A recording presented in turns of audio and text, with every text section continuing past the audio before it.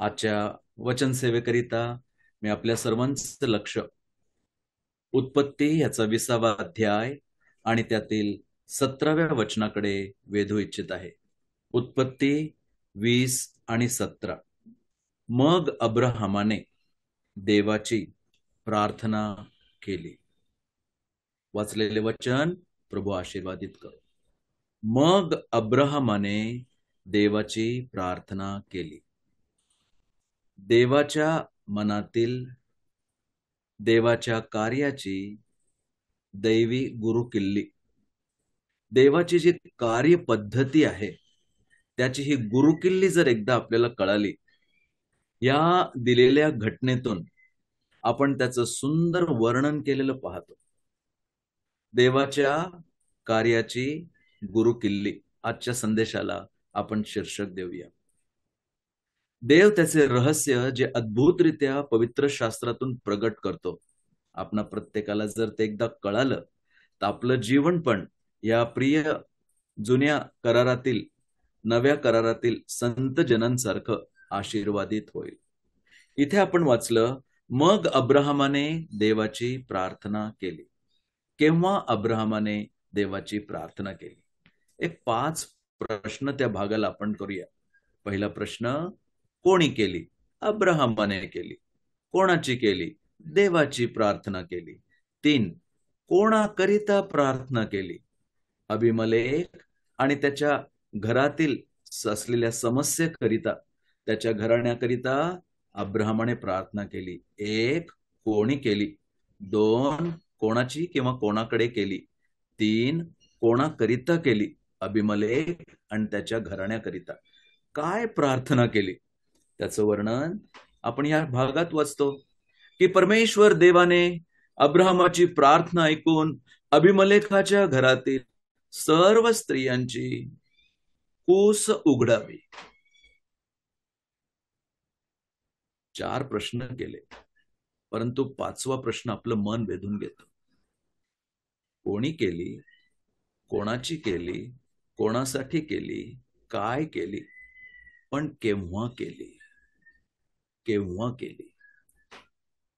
कल्पना करता आश्चर्य वाटतं, कारण जेव्हा तो स्वतः निसंतान जात होता, मागील 25 वर्षापासून देवाने दिलेल्या अभिवचनाची तो वाट पाहत होता, जो स्वतः त्याच दुःखात होता, त्रासात होता, अडचणीत होता, संकटात होता, बिकट परिस्थितीमध्ये होता, निराश असा होता, कारण या सर्व वर्षांमध्ये तो निसंतान जात असताना, प्रियांनो ऐकलं का, त्याने प्रार्थना केली.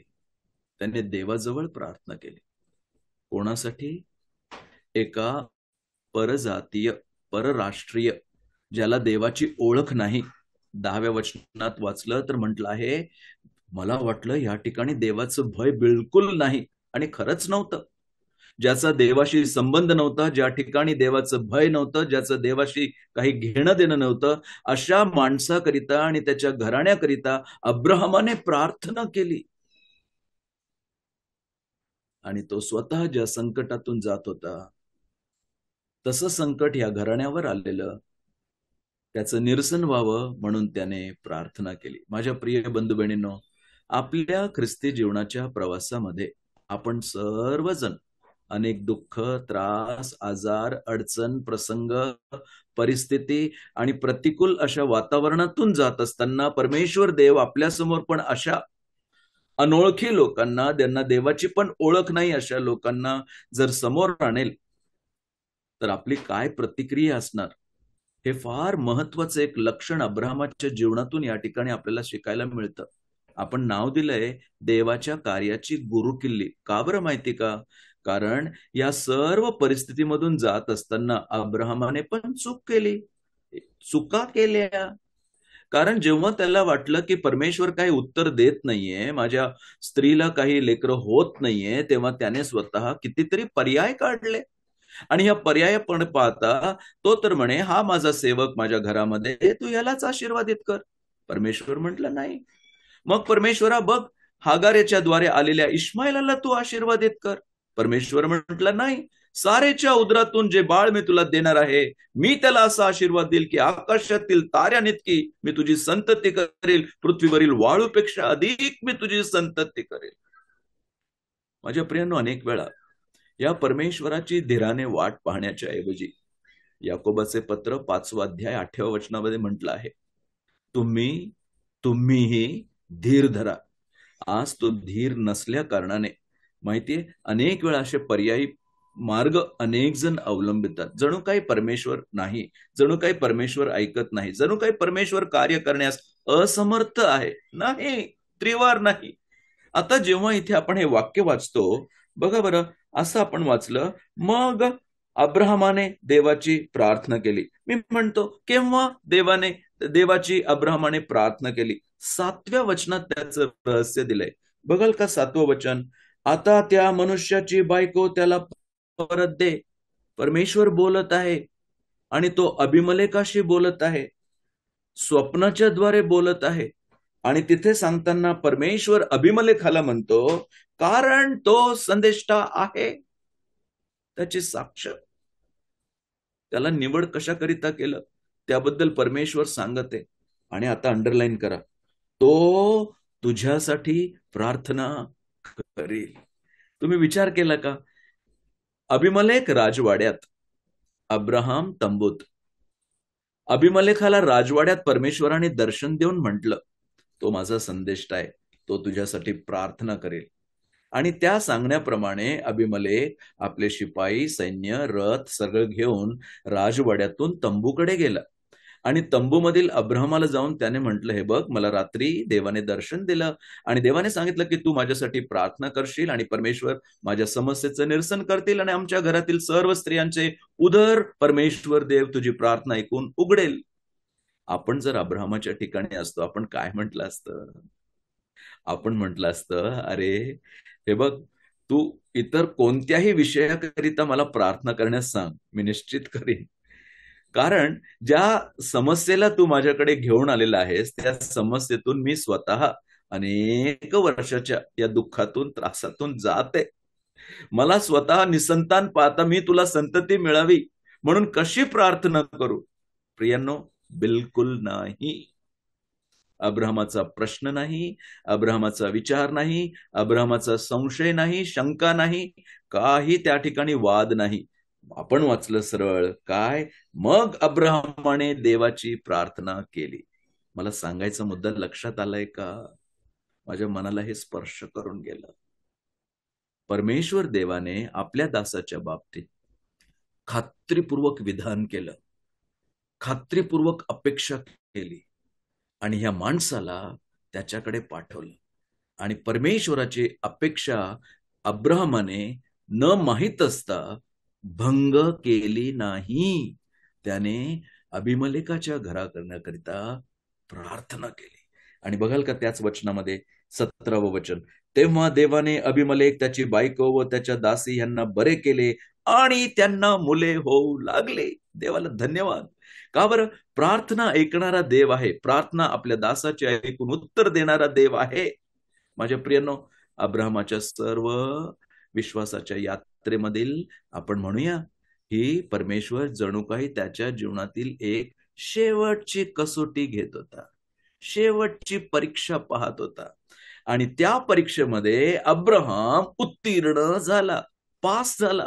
आणि जसा तो पास झाला, 21व्या अध्यायातील 1ल्या वचनामध्ये म्हटलं आहे, यानंतर परमेश्वराने आपल्या म्हणण्याप्रमाणे सारेवर अनुग्रह केला आणि तिला दिलेले वचन पुरे केले. सारा गर्भवती झाले. जेव्हा गर्भवती झाली आपण वाचतो, तेव्हा खालच्या भागात सांगितलेलं आहे, कारण आता अब्राहम संतती होण्याच्या नैसर्गिक पद्धतीनुसार अगदी असमर्थ झालेला होता. तो 100 वर्षाचा, ती 90 वर्षाची. आणि त्यावेळी हे होणं अगदी अशक्य होतं. अशा असंभव गोष्टींना संभव करणारा, अशक्य गोष्टींना शक्य करणारा, असमर्थ परिस्थितीत समर्थ असलेला आपला परमेश्वर देव आहे. आणि सारा गर्भवती झाली. जेव्हा त्याने पाहिलं की आता मी ह्या परीक्षेला त्याच्याकडे पाठवतो, आणि जर ह्या परीक्षेमध्ये जर त्याने अभिमलेखाच्या घराण्यातील सर्व स्त्रियांची कूस उघडावी म्हणून प्रार्थना केली, तर मी त्याची पण प्रार्थना ऐकून सांगितलेलं अभिवचन पूर्ण करील. माझ्या प्रिय बंधू बहिणींनो, आजही परमेश्वर आपल्या बाबतीत हीच कार्यपद्धती अवलंबितो. अनेक वेळा तुम्ही आणि मी आपल्या विश्वासाच्या प्रवासामध्ये आपले स्वतःचे दुःख आणि आजार आणि परिस्थिती यामुळे इतके खाली आणि खच्चित होऊन जातो की आपल्याला आजूबाजूचे विश्वासणारे किंवा अविश्वासणारे आपल्या संपर्कात आजूबाजूला आलेल्या सर्वांच्या बाबतीत विचार करण्याकरिता, आपले कान देण्याकरिता, आपण देवाचे भक्त लोक संदेष्टे या ठिकाणी प्रभूने ठेवलेलं आहे, त्याच्या आपल्याबद्दल काही अपेक्षा आहेत, त्या पूर्ती न करणारे, अपेक्षांचं भंग करणारे असे जर आढळलो, तर आपल्या आशीर्वादांना पण खुंटी लागलेली, बंद झालेले आपल्याला आढळतील. माझ्या प्रियांनो, मला माहिती अनेक आई वडील ऐकत आहेत, आणि अनेक आई वडिलांना आज मोठी चिंता आहे त्यांच्या मुलामुलींची लग्न. तुम्ही एवढं करून पहा, ज्यांचं आपल्या लेकरांचं लग्न न होत असताना, त्यांची वय वाढत जात असताना, जर तुम्ही मंडळीतील आजूबाजूच्या लोकांच्या लेकरांच्या लग्नाकरिता कदाचित त्यांचं वय आपल्या लेकरांपेक्षा मोठं जास्त असेल, एकदा प्रार्थना करून पहा, त्यांना जाऊन भेटा, त्यांचं पाठीवर हात फिरवा, त्यांना विश्वासाने धीर द्या. गॅरंटी देतो, आपल्या लेकरांसाठी परमेश्वर स्थळ घरी आणून देईल, आशीर्वाद देईल. माझ्या कुटुंबात संतती नाहीये, त्यांच्याकरिता आपण प्रार्थना करूया, ज्यांच्याकरिता माझ्यापेक्षा जास्त दुःख आहे. करून पहा, परमेश्वर इकडे संतती देईल. माझ्या लेकराचं कुटुंब विस्कळीत होत चाललेलं आहे आणि कुटुंबामधील अशांती होत आहे, त्या कुटुंबाचं आठवण करा, जिथे विस्कळीत होत आहे, अशांती भरले, त्यांच्याकडे जा, भेटा, प्रार्थना करा. हे कुटुंब आपलं घरचं सगळं स्थिर झालेलं, प्रभूचा आशीर्वाद मिळालेला तुम्ही अनुभवाल.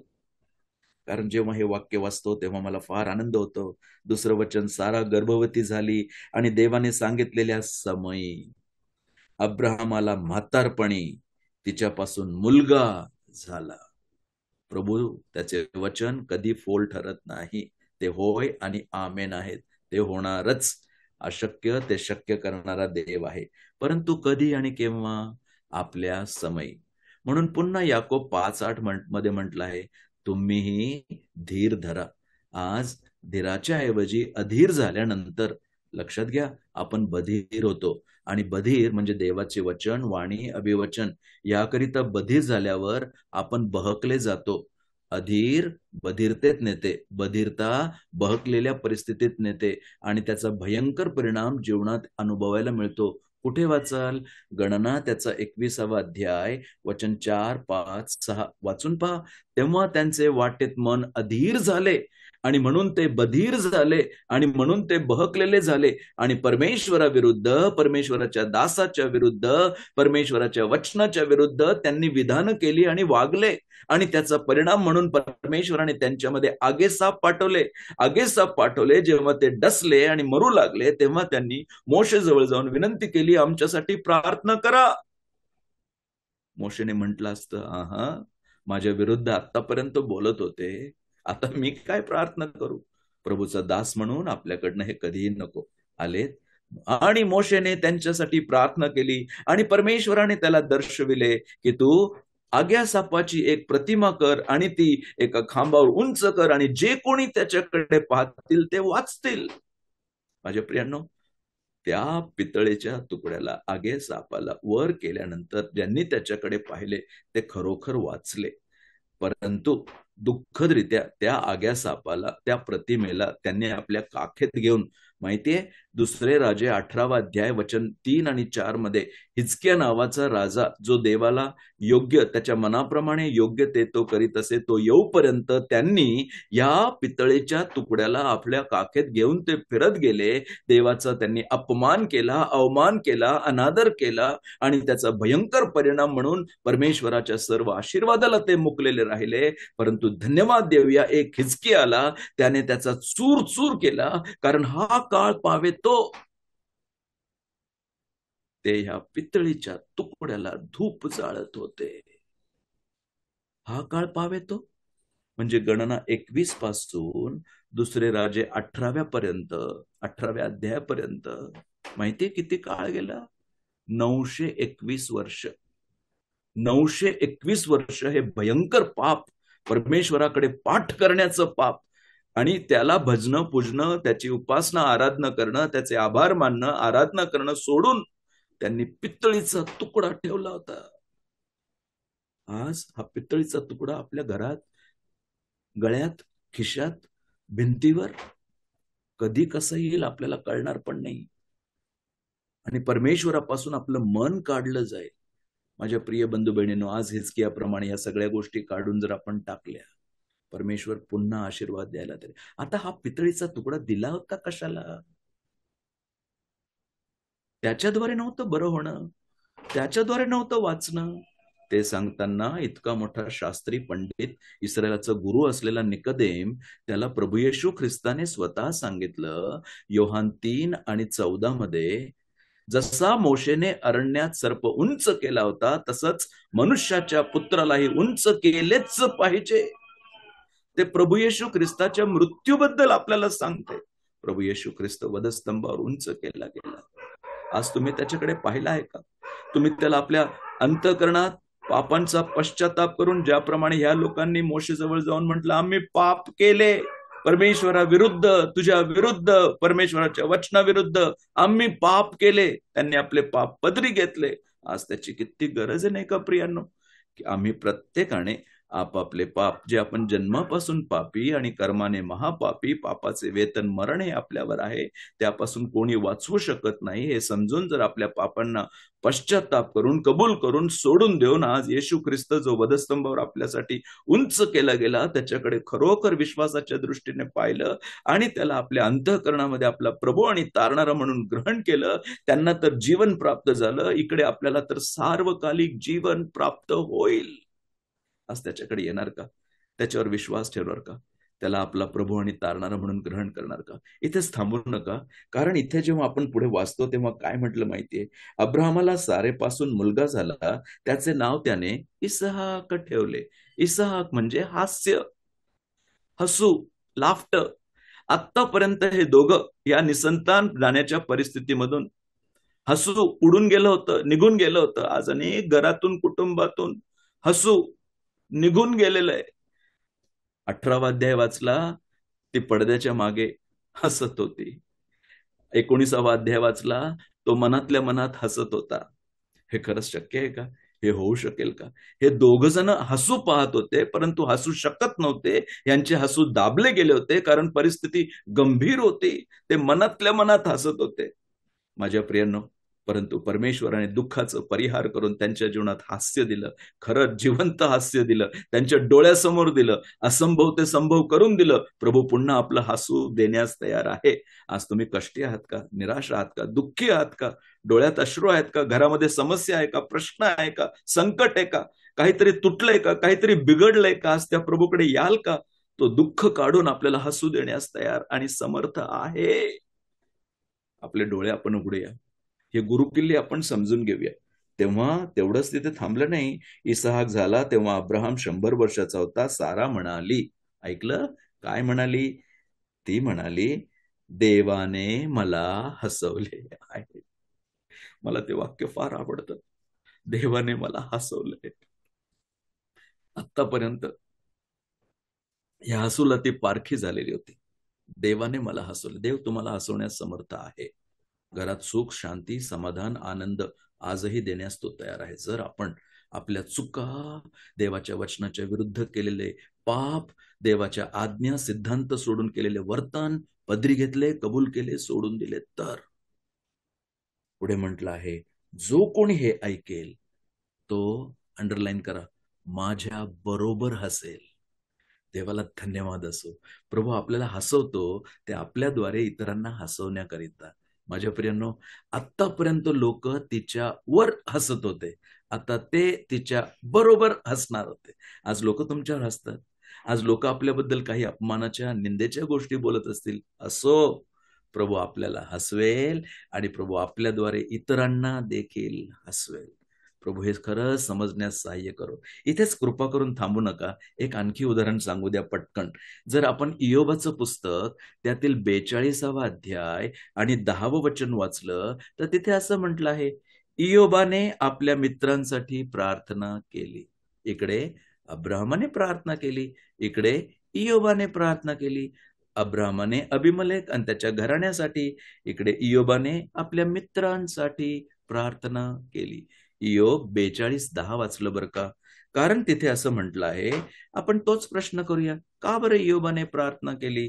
तर इयोब 42 आणि 8 वाचलं का? तर आता तुम्ही 7 बैल व 7 एडके घेऊन माझा सेवक इयोब याच्याकडे जा व आपल्यासाठी होमबली अर्पण करा. मग माझा सेवक इयोब तुमच्यासाठी प्रार्थना करील. ऐकलं? तिकडे म्हटलं आहे अब्राम माझा संदेष्टा, तो तुमच्यासाठी प्रार्थना करील. देवाची अपेक्षा अब्रामाने भंग नाही केली. इकडे इयोबाबद्दलची अपेक्षा. हे मित्र, यांना प्रभूने दर्शन देऊन म्हटलं होतं, हे इयोबाला ठाऊक नव्हतं, तो माझा सेवक आहे, परमेश्वर म्हणतो, तो माझा संदेष्टा, हा माझा सेवक, तो प्रार्थना करील, हा प्रार्थना करील, त्याच्याकडे जा. कधीही प्रभू बाबतीत, प्रभूच्या वचना बाबतीत, प्रभूच्या दासांच्या बाबतीत कधीही अपशब्द आपल्या जीवनातून मुखातून नको. तेव्हा हे प्रभूने त्याच्याबद्दल खात्री दिली आणि जेव्हा ते त्याच्याकडे आले, आता पहा बरं, आपण जर इयोबाच्या ठिकाणी असतो तर काय म्हटलं असतं? हे 3 मित्र यांनी काय केलं? अगोदरच्या अध्यायांमध्ये वाचलं तर कळून चुकेल, याच्या जखमेवर त्यांनी मीठ चोळलं. आता ते आले आणि म्हणतायत परमेश्वराने आम्हाला दर्शन दिलं, तू आमच्यासाठी प्रार्थना करशील तर हे सगळं परिहार होऊन जाईल.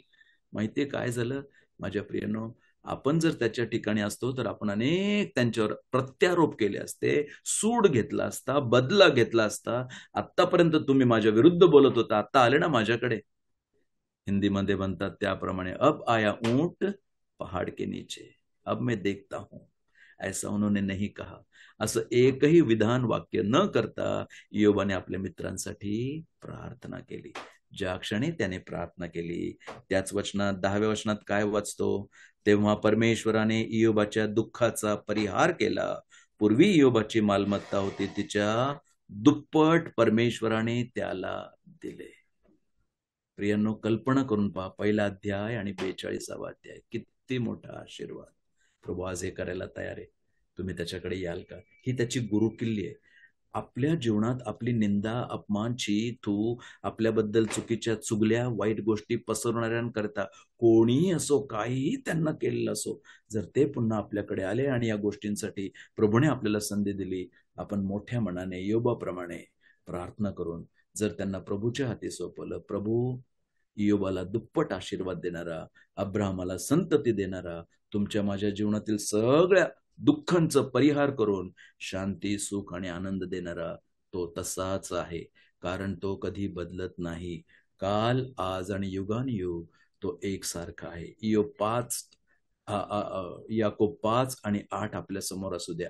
कारण त्या ठिकाणी म्हटलंय, तुम्हीही धीर धरा, तुमची अंतःकरणे स्थिर करा, कारण प्रभूच्या आगमनाची वेळ आली आहे. प्रभू येत आहे. प्रभू आपल्याला संधी देते. त्याची कार्यपद्धती आपण समजून घेऊया. बाकी कोणतीही गोष्ट न आपल्या जीवनात गृहीत धरता आपण प्रभू समोर नम्रपणे त्याला शोभेल असे त्याच्या आगमनाची प्रतीक्षा करत एक प्रभूसाठी आपण आपलं जीवन जगत पुढे गेलात तर किती बरं होईल. हा आशीर्वाद प्रभू आपल्या जीवनात पण देईल. कारण 2 पेत्र 3 अध्याय 9 वचन आणि 11 वचन वाचून मी थांबतो. कित्येक लोक ज्याला विलंब म्हणून म्हणतात, तसा विलंब प्रभू आपल्या वचनाविषयी, अभिवचनाविषयी करत नाही, तर तो तुमचे धीराने सहन करतो. कारण कोणाचा नाश व्हावा अशी त्याची इच्छा नाही, तर सर्वांनी पश्चाताप करावा अशी आहे. तर ही सर्व अशी लयास जाणारी आहेत. म्हणून पवित्र वर्तणुकीत व सुभक्तीत राहून देवाचा दिवस येण्याची वाट पाहत, तो दिवस लवकर यावा म्हणून खटपट करत तुम्ही कशा प्रकारचे लोक असावे बरे? या प्रश्नानिशी आपण थांबूया. अब्राहमाने देवाची प्रार्थना केली, इयोबाने देवाची प्रार्थना केली. देवाने त्यांना अनपेक्षित आणि असंभव असा आशीर्वाद देऊन आशीर्वादित केलं. प्रभू आपल्या सर्वांचं सहाय्य करो आणि या वचनावर आपला विपुल आशीर्वाद देवो. आमेन, आमेन.